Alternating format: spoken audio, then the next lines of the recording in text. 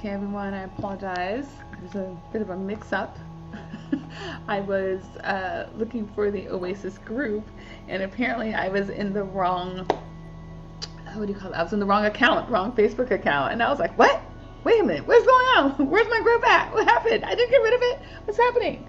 All right, and half of my face is in shadow, so let's fix that. All right, a little better. Scooch around and get some lighting. I feel like half my face is in shadow, so we'll work that out. Maybe if I lower it down. I swear, I usually have all this stuff figured out a lot more, a lot better, a lot faster before this. So, all right, that's a little bit better.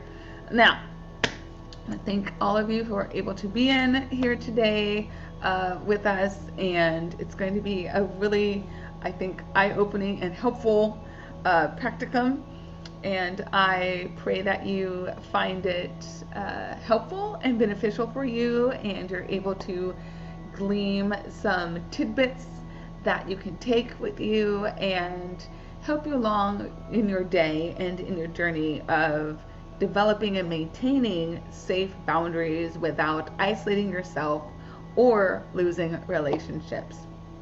As you know, I'm Shanti Kumar. Very, very pleased and honored to be here with you today. And before we get started, I would like to begin with a quick invocation for healing. So please just take a deep breath in through the nose, still the breath, and release with an audible sigh. We're going to do that again. Take a deep breath in through the nose. This time bring your shoulders up to your ears and squeeze up, hold it for a moment, and release with a sigh. Those shoulders drop down and back. We're going to do that one more time just because it feels so good. Go ahead, breathe in deeply through the nose. Raising those shoulders up to the ears. You're going to hold that for a moment, feeling the tension, holding it out, and releasing that with an audible sigh, dropping those shoulders down and back. We do that because it lets our parasympathetic nervous system come into play. That is our ability to feel relaxed and to feel at ease. And so it's telling our system, hey, right now, everything is good, everything is okay, I am safe, and I am in a safe place, and there is nothing to worry about right now. So, thank you again, everyone, for being here. If you're on time, if you are going to be catching the replay, that's just fine, because, you know, I wanted to, wanted to discuss how we would, sorry, I'm looking here, let me see, how it would just, sorry, my screen is like glitching on me. Okay, sorry, apologize. My screen was glitching. If you're catching the replay, you know that you're still in for a treat, because that means you'll be able to watch this on your time, you know, when it's more accessible for you. And I want you to know that there is a treat for you guys along with this practicum, because I decided that it would be helpful if there was a little bit more that you could take with you, and to incorporate some of the things that we're going to be sharing and practicing during this time together. So we'll go ahead and begin. So as you know, many of us are taught how to be supportive, right? We're taught how to hold the space for other people. We're taught to be available. A lot of times in our society, you know, we're taught that we need to be present for everyone else and to be available, because when we do that, we are kind, we are loving, we are likable, and, you know, people want to have friends, right? Nobody wants to be like the lonely person in the corner that nobody wants to talk to. So, you know, we do these things in order to be more socially acceptable. Also because on some part it does feel good. But today we're going to talk about what happens when it stops feeling good. When we are taking up these roles and we are not in a space where we actually want to be doing that. And so we are now acting against ourselves, and we are going against what is truly of benefit for us in the idea or belief that somehow it should be about other people. It should be about their benefit, and regardless of how we feel about it. So we're going to talk about that today. We're going to have some practices that you can take with you so that you can come to a more present and aligned space within yourself whenever you find that you are encountering that situation or those persons who are attempting to keep you within that mind frame and that mindset. Because what happens when we stay in that mindset and that mind frame is we end up being exhausted, and it's beyond a physical exhaustion, right?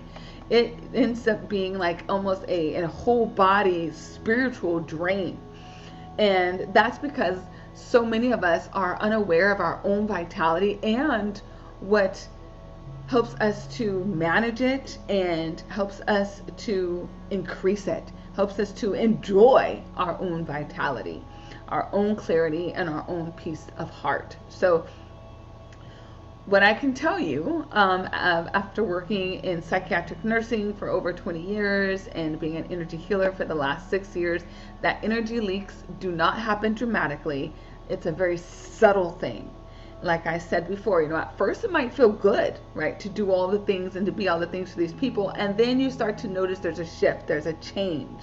We're going to talk about that shift, that change, why that happens, how that happens, and what we can do so that we can then resolve these conflicts within ourselves. So then when we do show up in these situations and with people in which we are in a space of giving and of serving, we can do so wholeheartedly and full of spirit and full of love. Okay, so today we're going to explore how to protect our energy without becoming distant or without becoming cold or without becoming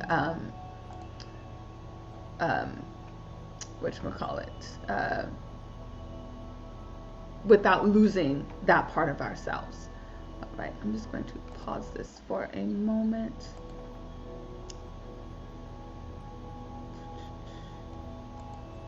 For some reason, it doesn't look like this is on my page. I'm not seeing it here.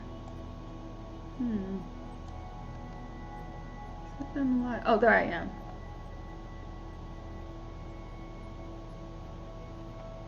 Alright, that was a very long lag. Very strange going.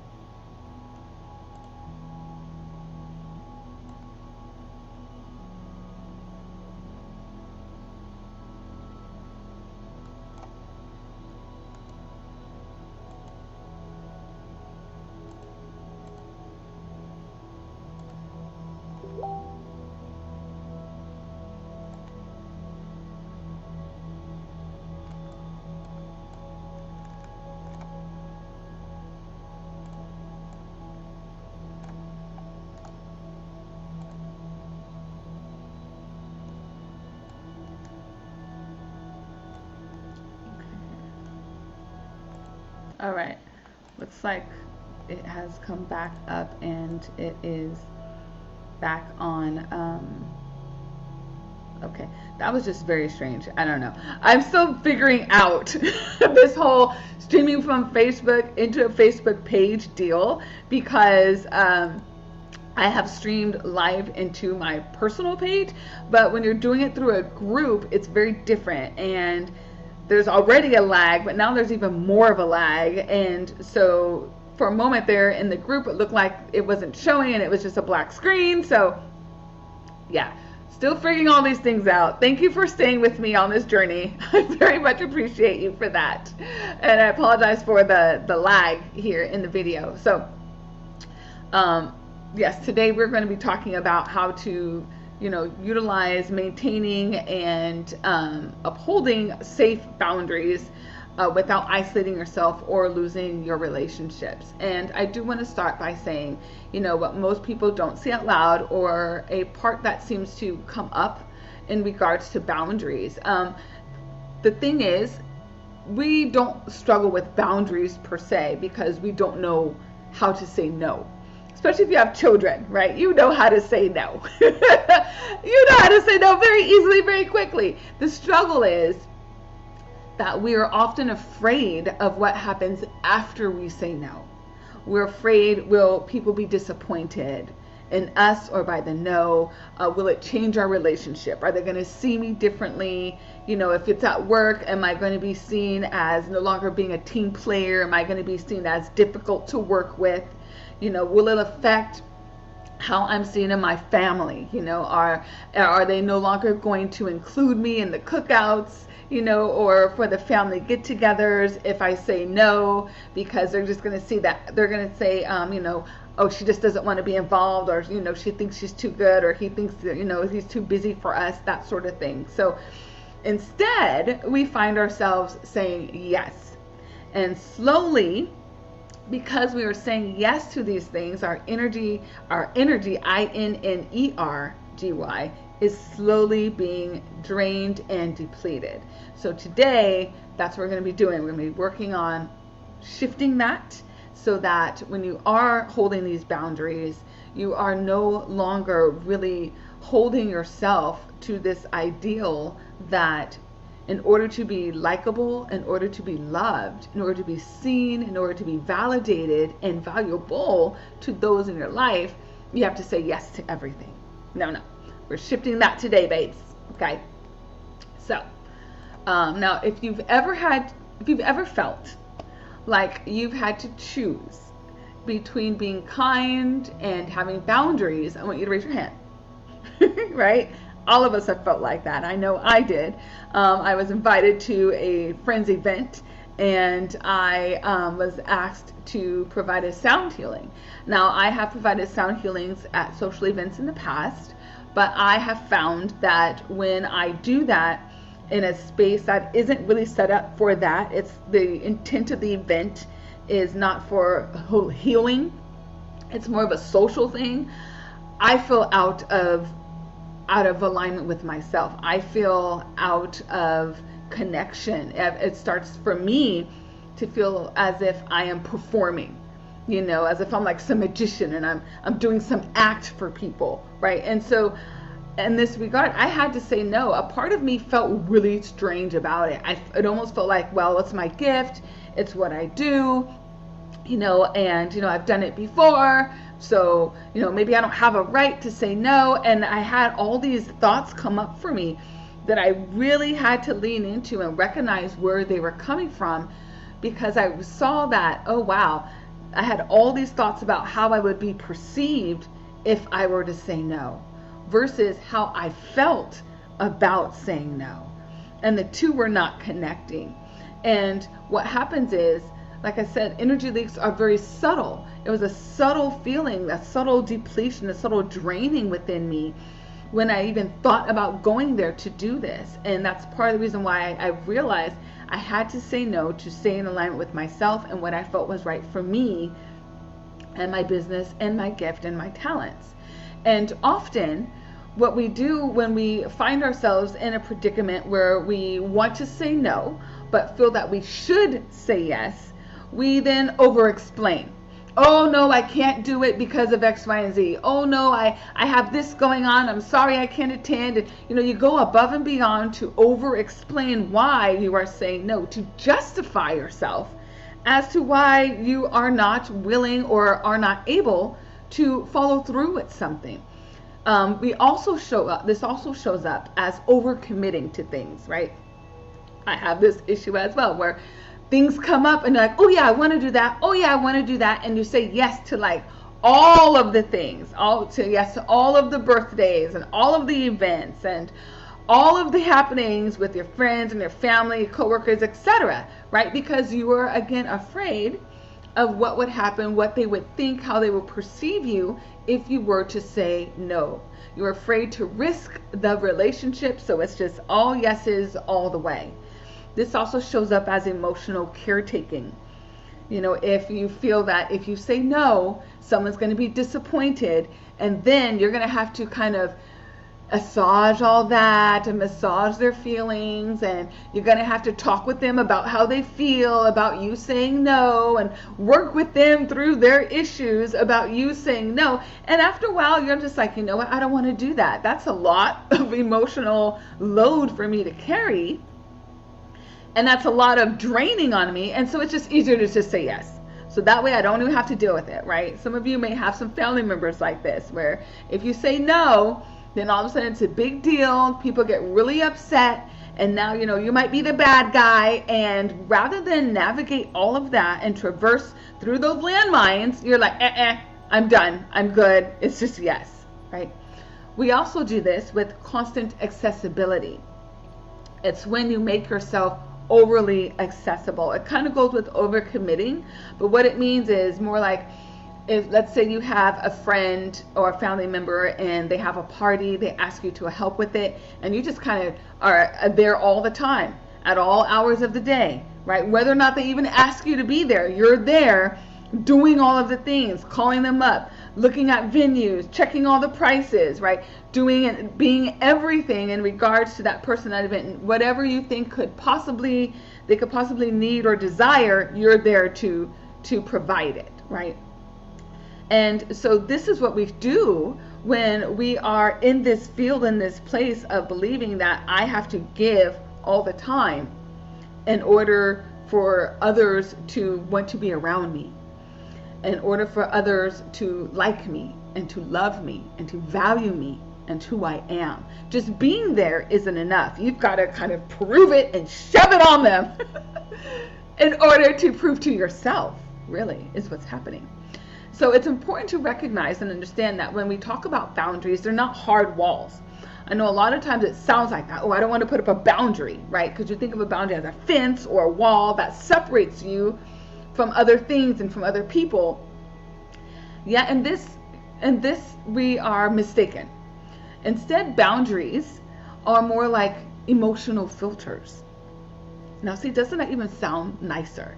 If you just say, oh, well, my boundaries are an emotional filter. They are what allow me to decide and determine what comes in and what stays out. So it's kind of fluid. It's permeable. It's not fixed. That means that there's some flexibility to it, right? It doesn't mean that's a hard, fast no all the time, every time. For certain things it might be, but not for all of the things. So when you recognize that your boundaries can be a filter for you to determine, okay, is this the thing for me right now? Is this the thing that I really feel called or really interested in doing, or a way of being right now? And it's important to recognize as well that we have a fear of abandonment oftentimes when we are afraid that others may not like us or love us or want to have us in their lives. It's a fear of being left out. It's a fear of being isolated and put to the side. It's a fear of being abandoned and left on our own by the side of the road, right? With no one to call, no one to talk to, and just, being bereft of human connection. And it's important to recognize that that in and of itself is a trauma response. It means that at one point in your life you felt that. When you said no, you felt that you were perhaps isolated, or people didn't respond well and you were maybe shunted off. Maybe you got a label of being the black sheep or the one who's not interested in family stuff, right? So what that means is it's important to recognize that oftentimes that fear of hearing that no is because there's a fear of exploring and experiencing that pain again. Okay, so remember, our boundaries are actually a way for us to practice self-regulation.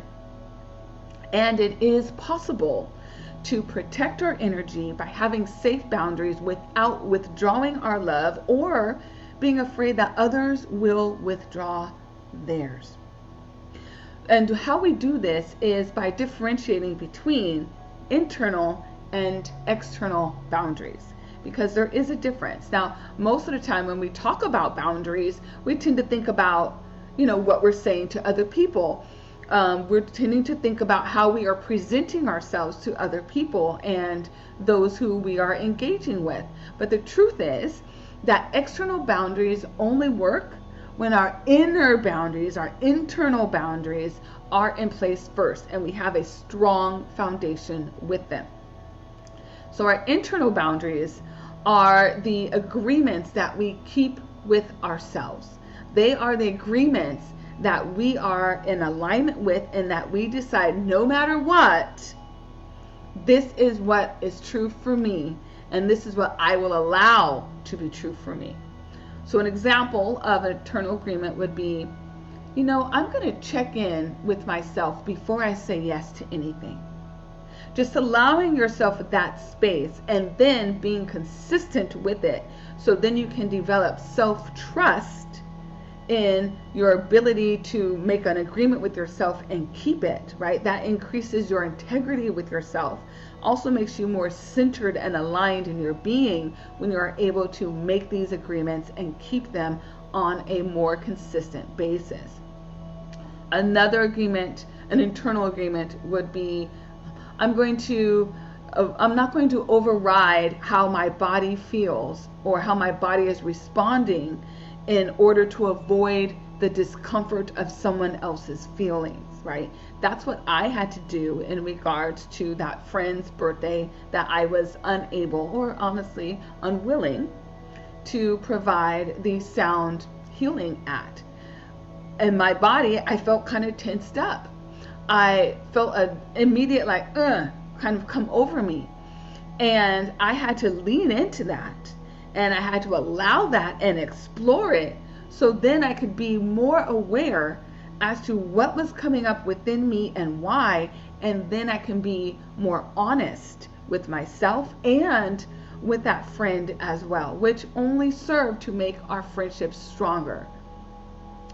It also means, another way of saying this could be, I'm allowed to disappoint someone if it means being dishonest with myself.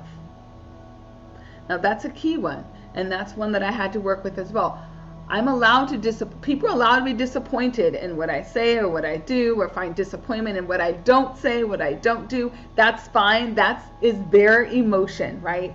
That means I am not in charge of managing their emotions. They get to have that all to themselves. Yay!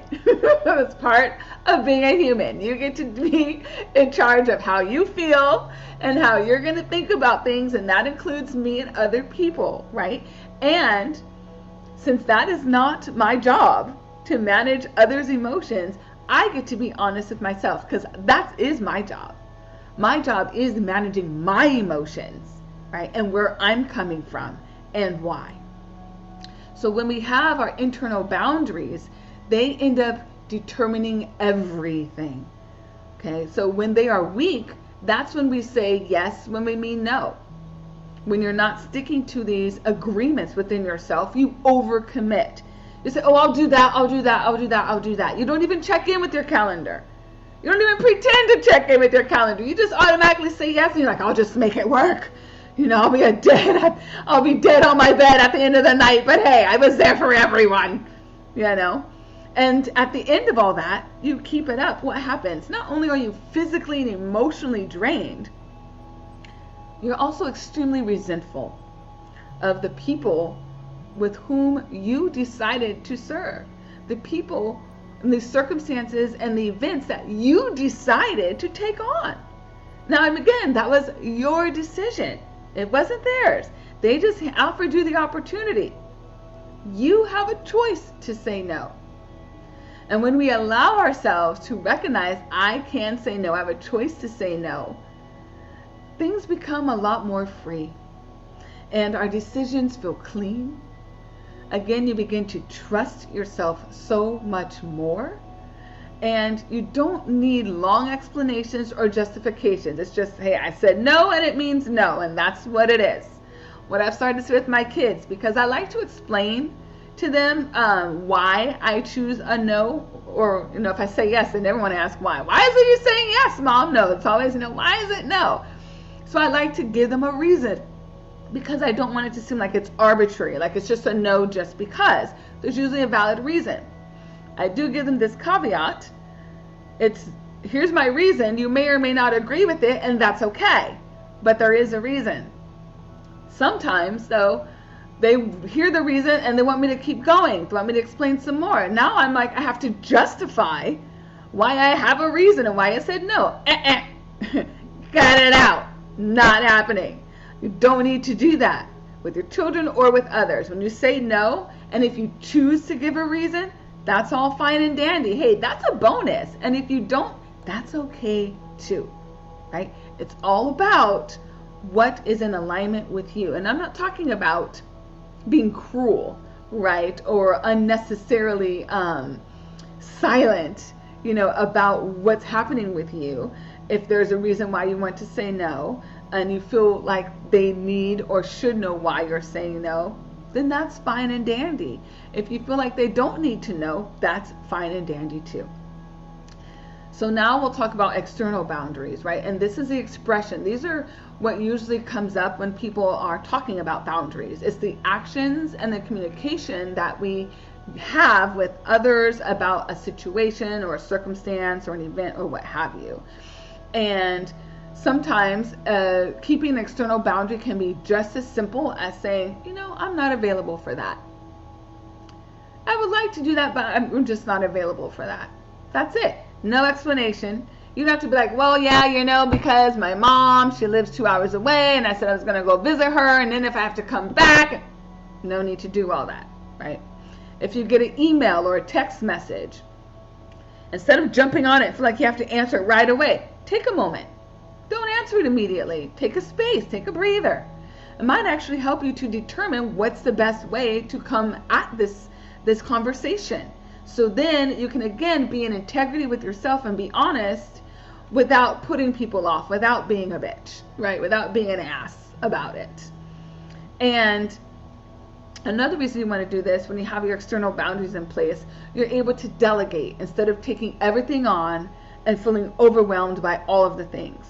I've started to do this at home with dinners, because especially when I'm making dinner, I tend to make the dinner, I get the plates, and I set up the table, and I'm like, that's kind of a lot, especially because sometimes dinner isn't quite ready and I need to stay by the stove. So what do? I call my children. Hey, one of you, get out the plates and the cups. The other one, get out the silverware, for everyone, and put this on the table, and all of those things. Get some napkins, I'm starting to delegate a little bit more, because I recognize that me trying to do all of it is overwhelming and is unnecessary. It really is unnecessary. Another thing that happens when your internal boundaries are solid and you feel more comfortable having these external boundaries expressed and communicated, it means you're able to leave situations when it doesn't feel right, when it feels like it's misaligned, when it feels like, this isn't really my thing, I'm going to jet. Whether or not you actually paid money to be there, you're like, I'm good, right? This has happened to me so many times in my life. I have gone out and I ended up having a good time with my friends and enjoying myself, but then something changes in the night. I don't know if it's something in the air or what, but I'm like, you know what? I'm ready to go. I'm ready to go home, ready to go sleep, whatever it is. I'm just ready to leave there.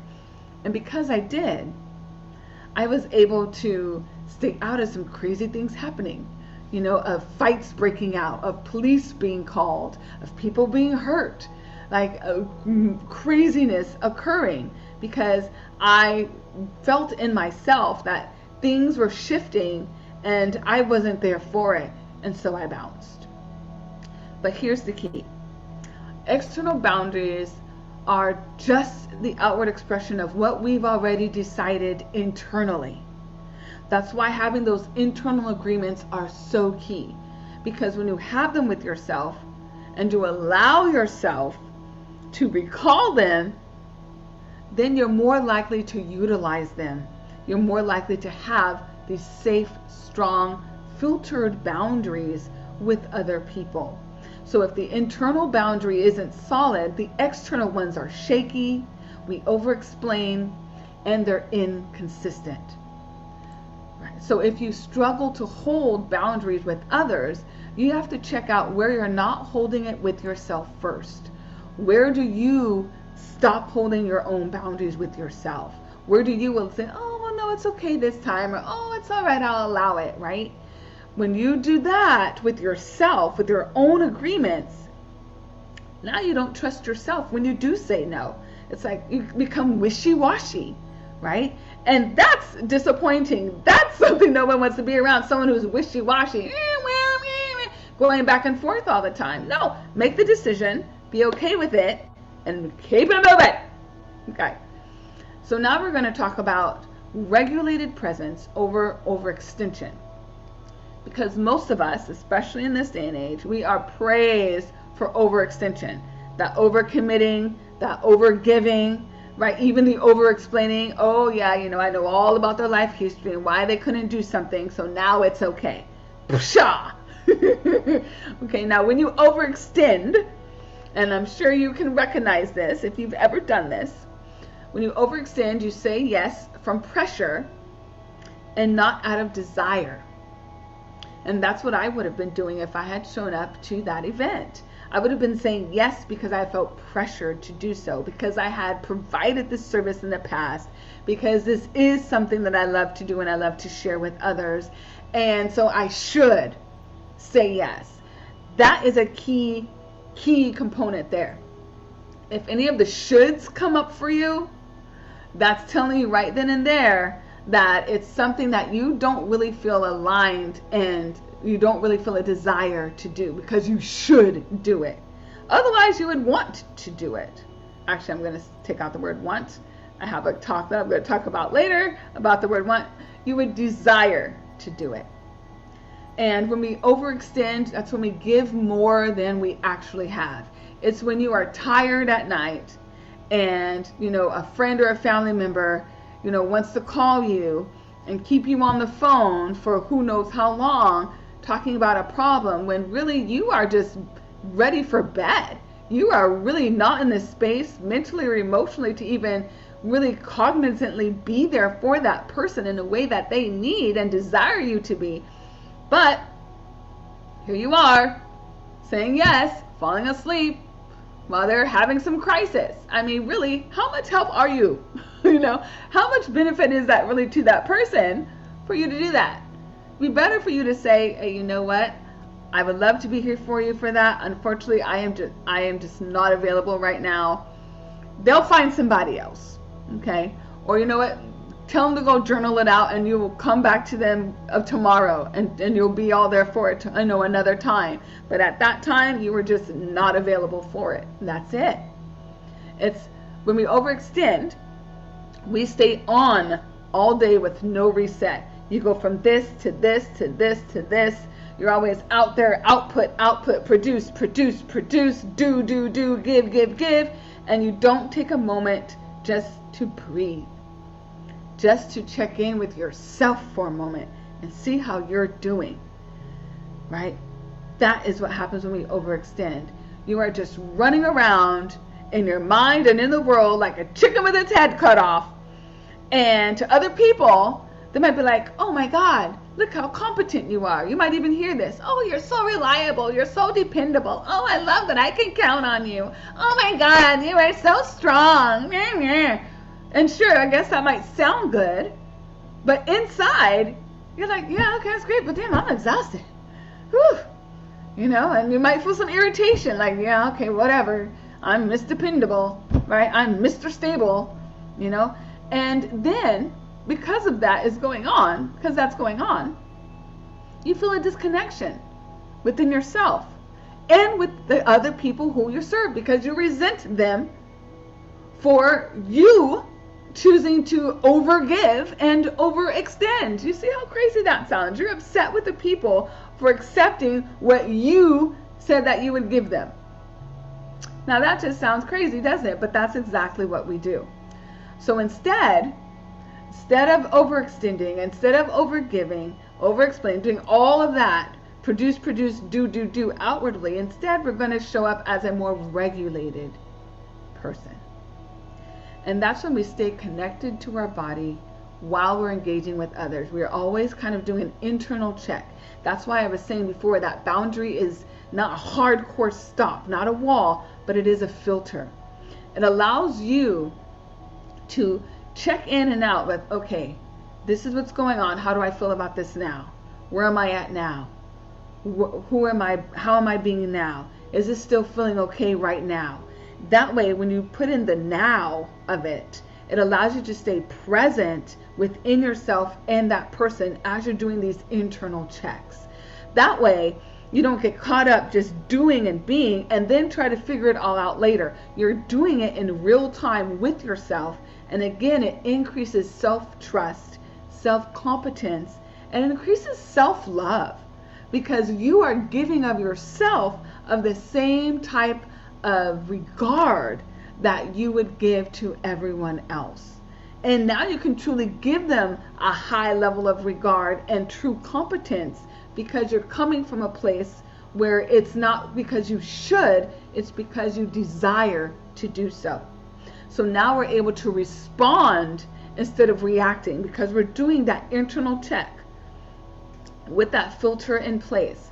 So instead of just blindly reacting to something, now we're able to respond because we've been doing those checks. Someone says something that might piss you off, you've been doing those checks. So now it doesn't affect you quite as strongly as perhaps it would have before. Now you're not going to blast them off and, blow their hair back. Now instead you can just simply say, I didn't appreciate that comment, right? Instead of being like, right? It's not necessary. This means now you are also able to give from your capacity. You're able to give from being in a place where you feel full up. You feel overflowing with the ability to serve and to be of service versus feeling depleted and drained and just overwhelmed from all of the demands that you have put on yourself. I know it feels like the other people are putting these demands on us. Really, they're requests. We're the ones that put the demands on ourselves to show up and fulfill each and every one of these requests. So it's really important that we make that distinction. And we also, when we are more regulated, we get to pause before we commit.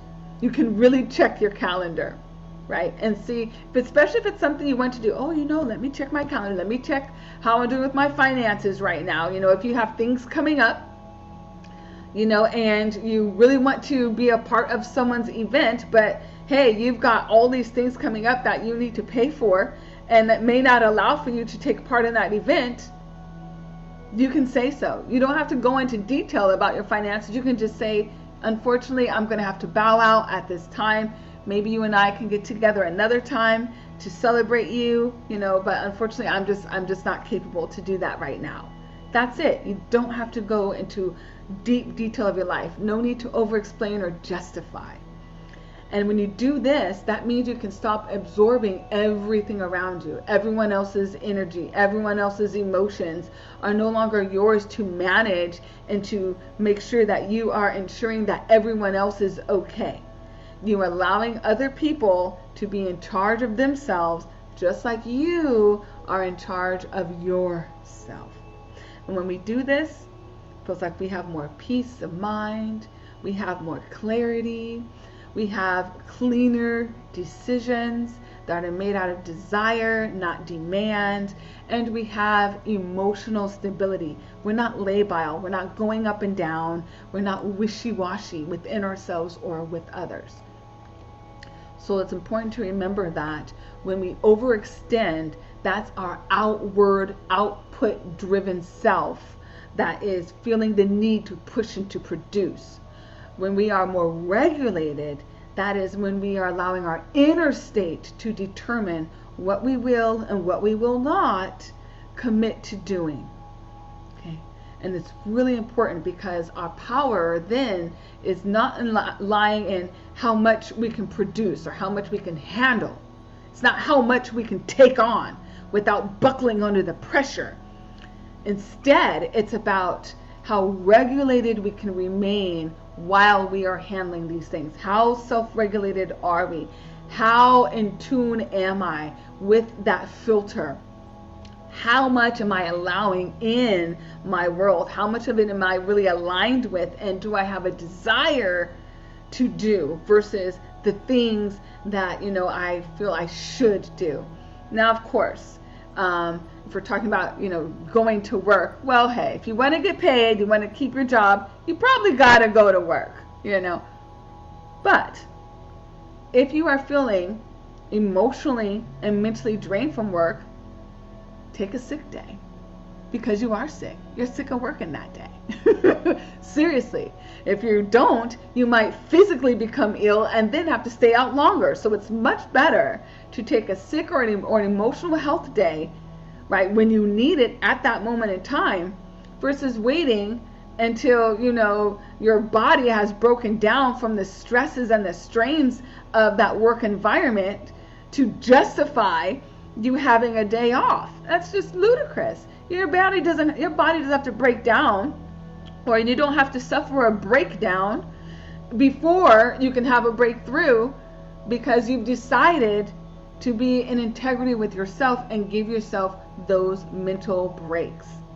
Okay, so now we're going to talk about resentment, and how when we are putting these demands on ourselves, how we tend to resent the people that we are doing these things for. And again, they just offered us the opportunities.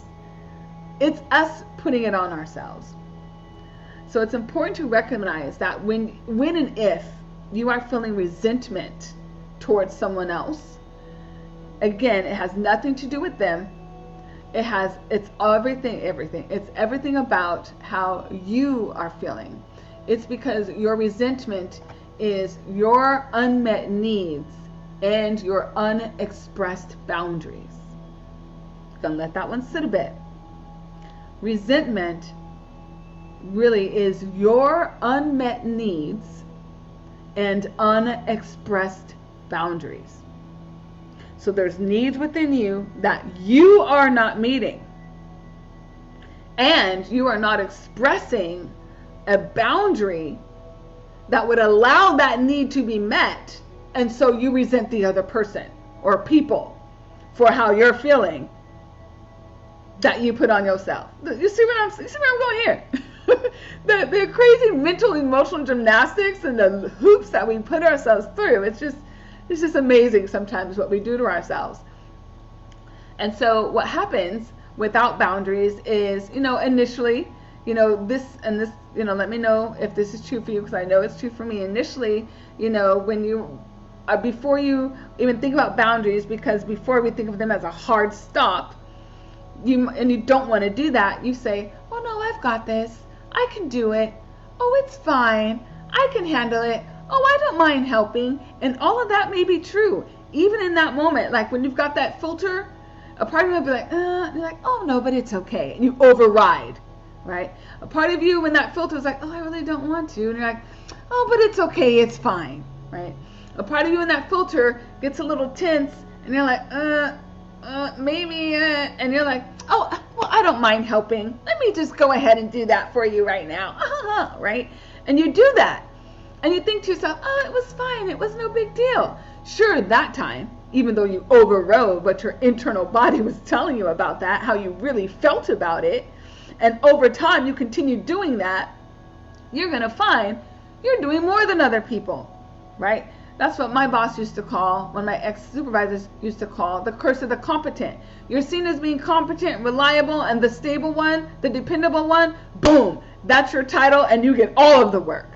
Everybody else seems like they're just chilling, and you're the one who's over there working like a dog, you know, at work or at an event. You know, that's what happens, because people will just keep on offering you the opportunity to help, and you'll just keep on taking it, right? And then You keep doing that, and you start to think about things that other people aren't thinking about. You're thinking about the 5, 10, 15 things down the line that not only has no one even thought about, may not even be necessary, but you're over there overthinking about it because that's what you've taught yourself to do.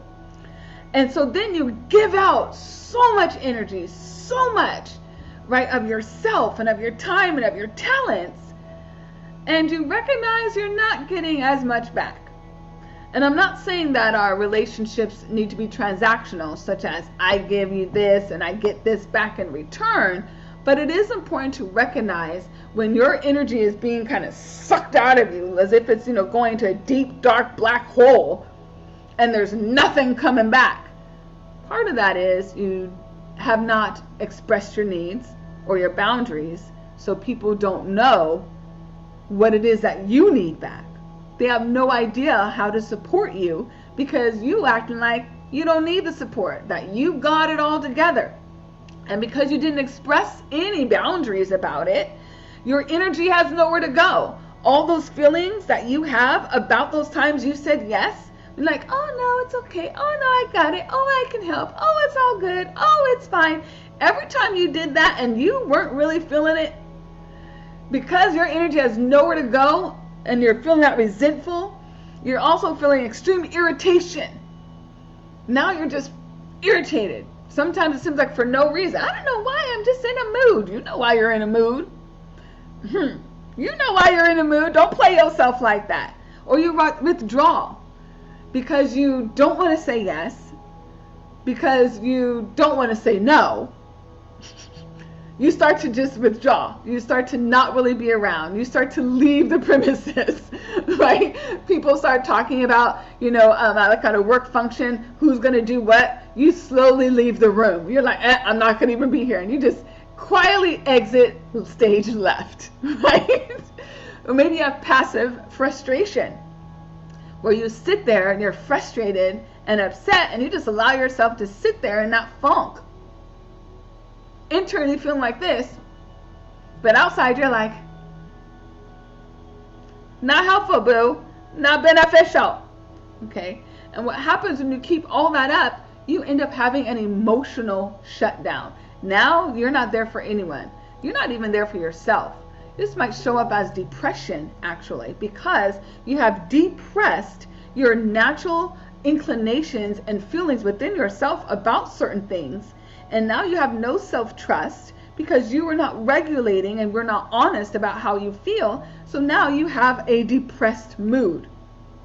And that depressed mood can carry on now throughout other activities and dampen down any kind of enjoyment you might have enjoyed. So what happens is, the deeper layer, what happens with our high-functioning achievers is we don't express these boundaries because we want to be seen as dependable, right? We want people to rely on us. That's where we get kind of our kicks. That's where part of our identity is from. Usually from a childhood of being the smart one, the dependable, the reliable one, the stable one, the one that people can look to get things done and keep things going and keep things moving. I know I lived that. We have a fear that if we don't live up to that, now people are disappointed in us. Now we've let them down. And that feels like crap, right? And so then we do what? Again, we overgive, we overextend, we overcommit. And because we are doing that, we have all these unexpressed needs and feelings that are just sitting there festering within us. And it can show up as depression, as anxiety. It can show up as increased heart rates. It can show up as diabetes. It can show up as all sorts of mental and physical illnesses in our bodies because we have all these unrelieved, unexpressed parts and feelings within ourselves. So it's important to recognize that people are not crossing our boundaries, right? Because we're the one that had that filter. So the people aren't crossing the boundary. It's not a wall and everyone's jumping over the wall, right? It's not a wall or a fence and people are just breaking it down and crossing over into our field. No, boo. What's happening is we have that filter up and people aren't crossing the boundaries. The problem is that we never closed ourselves by saying what we need to have in place. We never set up within ourselves, and we never shared with them what's needed and what's necessary in that relationship. Okay, I'm gonna let that sit for a little bit, right? It's really all about us taking control and ownership, taking accountability for how we feel, and stop making everybody else responsible for it. So it's important to know that if you feel resentful, don't look at what other people are doing. Don't look at what other people have said. Look instead at what you haven't said yet. What you haven't said to yourself. Those agreements, are you keeping them? And what you haven't said to them. Have you shared yet? Have you expressed have you expressed your inability or unwillingness to do something? Probably not. That's why the resentment comes in. So it's important to recognize that that filter is needed, because it doesn't push people away. Instead, it lets you know who can meet you at your level, and at what level are you operating at. Are you operating at a level where you are full of energy, full of verve, are you overflowing right now, and so you are at capacity and have the ability to meet people and to meet these, not expectations, but these opportunities, or not? And just be real honest with yourself, because otherwise that conflict, like I said, it shows up. And you cannot keep it quiet and still and contained forever. It does show up. It will show up in you blowing up at other people, seemingly out of the blue. It'll show up in you having a depressed mood. It'll show up with you having anxiety and unable to shut your mind off. It'll show up as you having heart palpitations. It'll show up as you having increased heart rates and blood pressure. It'll show up as you having, autoimmune issues. It'll show up in you having, breakouts in your face and rashes. All of those things are indications of your nervous system letting you know that things are not all right within you right now. So take stock and be aware and start to resolve it at an inner state. So how do we do that? Well, today I'm going to share a way for you to do that. It's very simple. It's very quick, painless, I promise. And you don't need a whole lot. All you need is you. You don't need any bells and whistles. That means, you don't need a chant.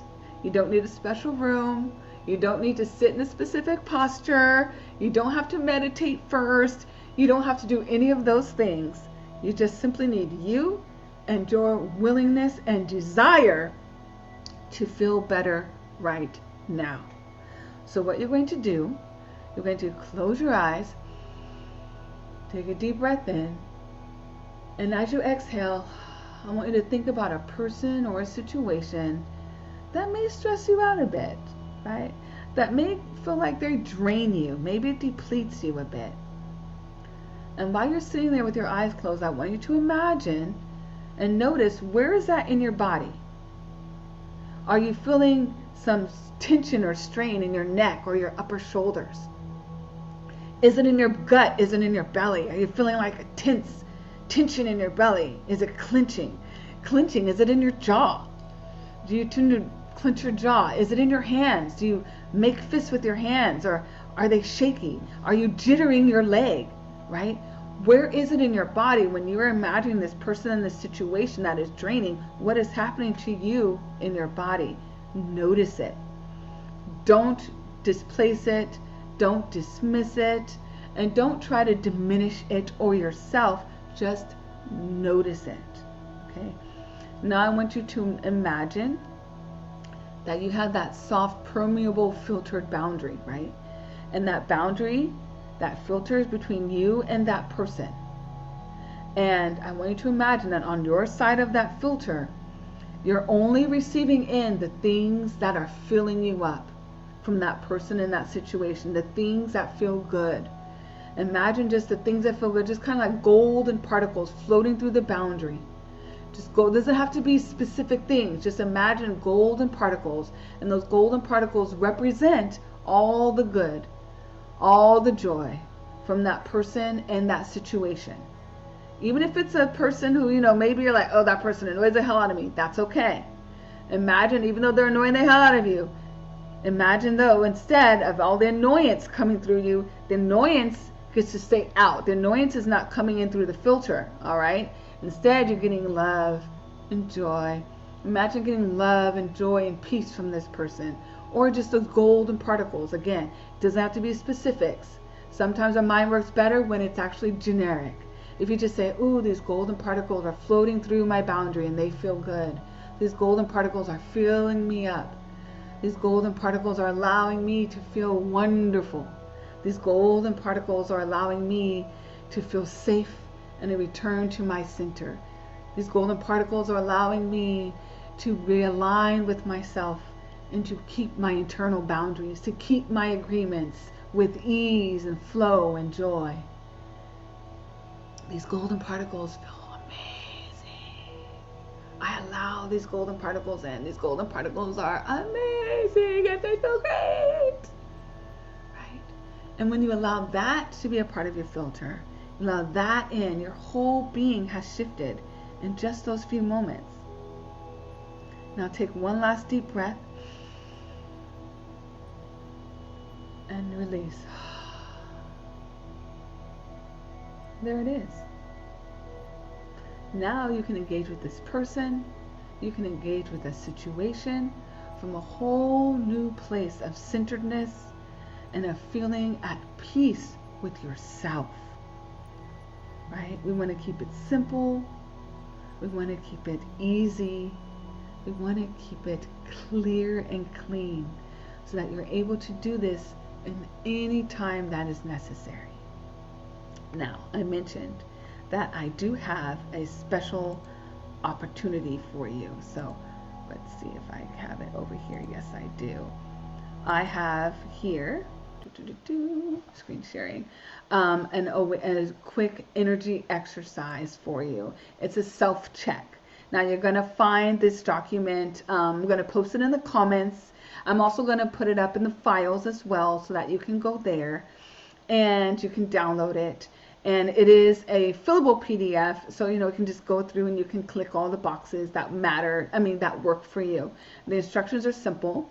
You're going to read through each section and you're just going to check off the things that are true for you without judgment, just being aware of where you're at right now. And that's why I say I'm going to have it in the files, and I encourage you to revisit this checklist from time to time, periodically, just so that way you know where you're at and you can make sure that you are keeping those checks going within yourself, right? So you can have that clear, clean conversation with yourself.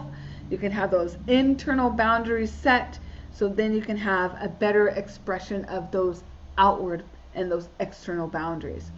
So the first one is having a capacity check of your time and your energy.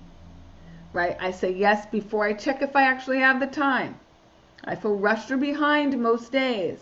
I really have space to do the things that I enjoy, right? And with each section, you're going to have a micro shift. There's going to be a quick suggestion that you can do that will allow you to do a quick shift in this space, so then you can come from a more clean, centered, aligned space within yourself and thus with others. So for this space, it would be asking yourself, do I truly have the capacity for this right now? Do I truly have the time and the energy to take this on without making it feel like a demand, without taking away from what I need for myself to be okay, right? The second one is emotional overload. First one, I feel responsible for how others feel. We've talked a lot about that, right? The micro shift, remind yourself, I can care without carrying. I can care about you and how you feel without taking it on for myself. The third, overgiving or people pleasing. That one is huge for so many of us, right? I say yes to avoid disappointing others.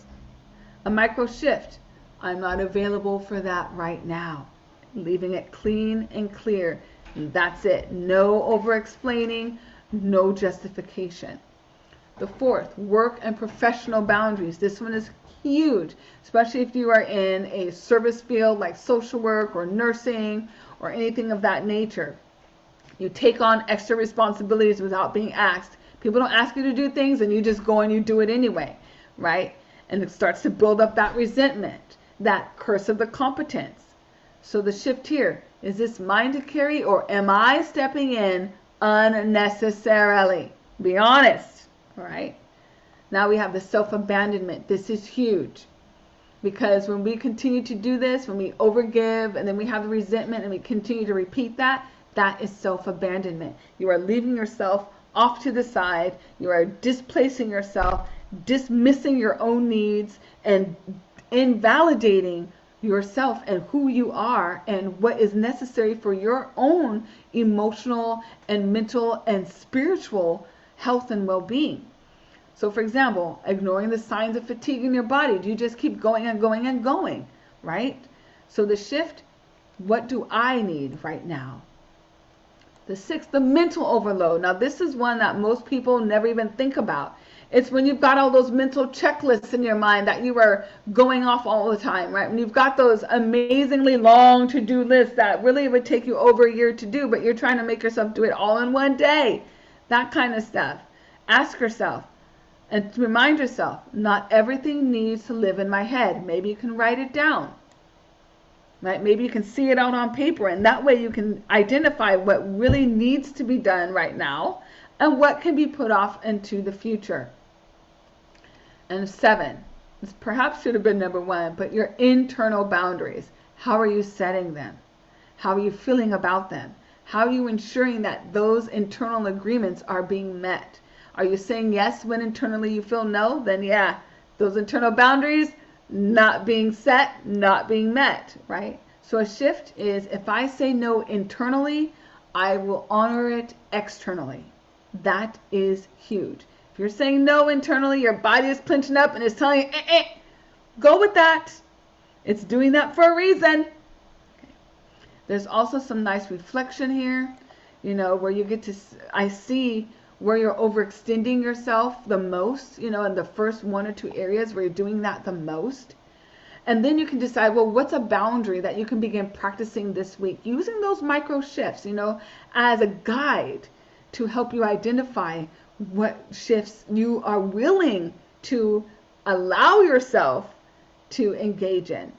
And then a quick area as to identifying and seeing how your life would look and how things would shift for you if you stopped overextending in this area and started honoring yourself in this area or these areas as well. Okay. And then just a closing reminder, kind of like some tidbits, some highlights about what we've talked about today. So you're going to get that. And like I said, today as part of the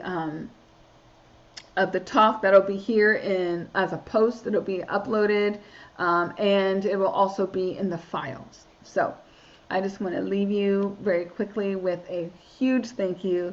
I am so grateful for all of you who are here, for all of you who have been willing to step into this space and allow me to be here with you to share of these insights and of these practices so that you can go forth in your life feeling more aligned, feeling more in tune and in truth with yourself, honoring who you are and who you are being at every moment, so then you can show up as that person. Because when you do, it actually gives space for others to do so as well. We are always modeling for other people how they need to treat us. And so when we start treating ourselves better, others will automatically start falling in line, or they're going to fall out of line, baby. That's just how it works. And if they're falling out of line, all the better. For real, right? Again, that boundary, that is a filter that shows you who's able and who's willing to meet you. Who's able and willing to meet you on your level, instead of forcing you or trying to manipulate you into doing and being and producing more for their benefit. All right, dear hearts, I want to thank you so much. Send you many blessings, love, peace, health, goodwill towards you all. Mwah. Ciao for now.